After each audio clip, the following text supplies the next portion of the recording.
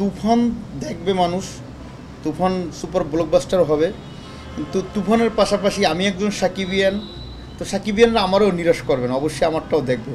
আর সাকিবিয়ান যখন একজন নায়ক হবে তখন সাকিবকে ফলো করেই সেই সিনেমাটা বানানো হবে। তো আশা করি আমার সিনেমাটা ঈদের সিনেমা, একদম ভরপুর মারদাঙ্গা কাটকাট একটা সিনেমা, যেটা সিনেমা হলে মানুষ আমরা এনজয় করতে পারবো। তো অবশ্যই আমার সিনেমাটা এই কারণেই দেখবে।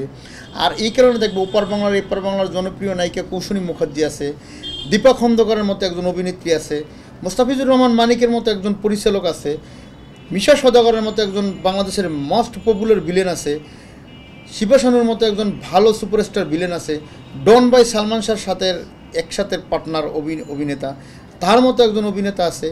এই কারণে দেখবে আমি না হয় নতুন মুন্না খান আসছি, সেটা তো আমার লুক, আমার অভিনয়, সেটা তো মোটামুটি আপনাদের ট্রেইলার দেখার পরে একটা ধারণা হয়ে গেছে।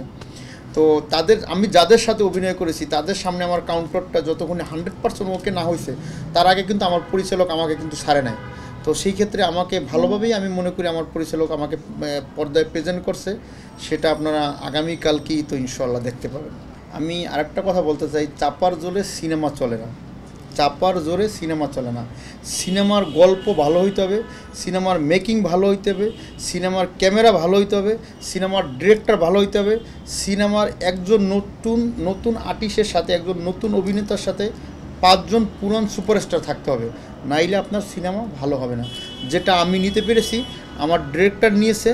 সিনেমার বাজেট থাকতে হবে, সিনেমার স্বাধীনতা থাকতে হবে, সিনেমা করতে হলে ডিরেক্টরকে, টেকনিক্যাল টিমকে স্বাধীনতা দিতে হবে, যেটা আমি দিয়েছি। আমি যখন সেটে যাইতাম, আমি একজন সাধারণ মানুষ, একবারে সাধারণ মানুষ হিসেবে আমি যাইতাম, যেন আমি একজন নতুন অভিনেত্রী, নতুন অভিনেতা, সেই ক্ষেত্রে আমি যাইতাম, যাতে আমার ডিরেক্টর, আমার পাশে যারা, আমার সাথে যারা বড় বড় অভিনেতা অভিনেত্রীরা কাজ করে, তারা কখনোই আমাকে প্রযোজকের প্রডিউসারের চোখে দেখেন। আমি তাদের বলছি না, আমি আপনাদের ছোট ভাই, আমাকে একটু আপনার হেল্প করেন, আমার এটা মানে আমি মনে প্রাণে লালন পালন করেছি অভিনয়, তো আমাকে একটু হেল্প করেন। তারা সুন্দরভাবে হেল্প করছে।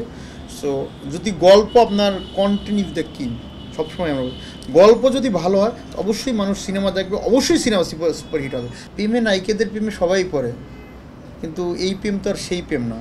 একজন ভক্ত তো নায়িকার সাথে, তার সাথে তো আর ওই খারাপ কিছু প্রেমে পড়ে না, তারে ভালো লাগে। তারা তো যেহেতু নায়িকা যদি পৃথিবীর মানুষ ভালোই না তাকে না বাসে, ভালোই যদি তাকে না দেখে, তাহলে সে কিসের নায়িকা? তো ওনার ভিতরে এই গুণ, এইরকম চেহারা, এইরকম সৌন্দর্য আছে বিধেই সবাই তার প্রেমে পড়ে।